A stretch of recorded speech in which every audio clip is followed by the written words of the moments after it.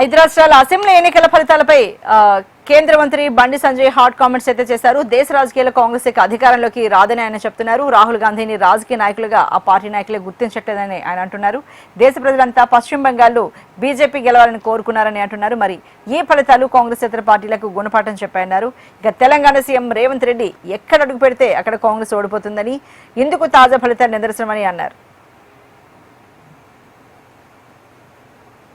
ఈ రాష్ట్రము ఆ రాష్ట్రము, ఈ ప్రాంతము ఆ ప్రాంతం అని చెప్పి దేశ ప్రజల లోపల అయోమయం సృష్టించే ప్రయత్నం చేసినటువంటి రాష్ట్ర ముఖ్యమంత్రి రేవంత్ రెడ్డి గారికి, తమిళనాడు ముఖ్యమంత్రి ఇంకా కొంచెంసేపు ముఖ్యమంత్రి స్టాలిన్ గారికి ఇలా దేశ ప్రజలు గుణపాఠం చెప్పారు. పాపం రాష్ట్ర ముఖ్యమంత్రి ఏడికి పోయినా అవుటే, తమిళనాడు వేండు అవుటే, మధ్యప్రదేశ్ వేండు అవుటే, బీహార్ వేండు అవుటే, హర్యానా వేండు అవుటే. కాబట్టి నేను చెప్తున్న ముఖ్యమంత్రి తొందర రాహుల్ గాంధీ కుర్చీలో కూర్చోవాలి బాగా ఆతృత బాగుంది, ఇప్పటికున్నది. తొందరగా రాహుల్ గాంధీకి ఏం తెలియదు, నాకే అన్ని తెలుసు అని చెప్పుకునే ప్రయత్నం ముఖ్యమంత్రి చేస్తున్నాడు.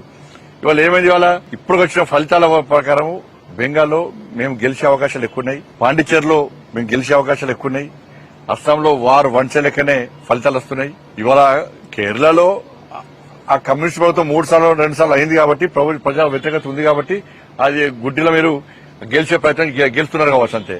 దేశంలో కాంగ్రెస్ పార్టీ ఎక్కడ రాసి పెట్టుకోరు. ఇక కాంగ్రెస్ ముక్త్ భారత్ అనే నినాదం ఇవాళ మేము సక్సెస్ కాబోతున్నాం. ఇవాళ అనేక రాష్ట్రాలు, ఇవాళ బెంగాల్ మాకు కొత్తగా యాడ్ అవుతుంది. ఇవాళ ఇట్లా ఇంకా రాబోయే ఎన్నికలు కూడా నరేంద్ర మోడీ గారి నేతృత్వంలోని ఎన్డీఏ ప్రభుత్వాలు ఈ దేశంలో డబుల్ ఇంజన్ సర్కార్ ఏర్పడబోతున్నాయి. అంతటా కూడా ఇలా బెంగాల్ ఫలితాల కోసం దేశవ్యాప్తంగా భారతీయ జనతా పార్టీ కార్యకర్తలు ఎదురుస్తున్నారు. ఈ ఫలితాలు బట్టి దాదాపు అనేక మంది కార్యకర్తలు బలిదానం అయిపోయినాడు. బంగ్లాదేశ్ గుండాల చేతుల మా కార్యకర్తలు బలిదానం అయిపోయారు, మా కార్యకర్తల కుటుంబాలు బలైపోయినాయి. దాన్ని దృష్టిలో ఉంచుకొని ఇటీవల బెంగాల్ గెలవాలి, పశ్చిమ బెంగాల్ గెలవాలని ఒక ఆతృతతోని ఇలా ఫలితాల కోసం ఎదురు